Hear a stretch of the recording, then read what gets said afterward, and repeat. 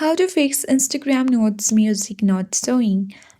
First, I will launch Instagram app and proceed towards the profile icon at bottom right.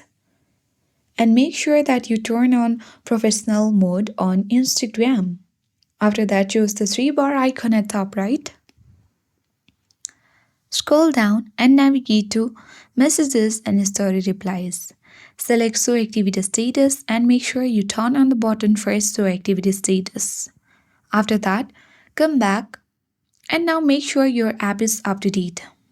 To check, launch App Store or Play Store and now using the search bar type in Instagram. If you see update button, tap on update and update it to the latest version. Then you can easily go ahead and then tap on the messenger icon from your home and now tap on your notes at top left corner. Then you will easily find the music icon on your notes. And that is how you can easily fix Instagram notes music not showing.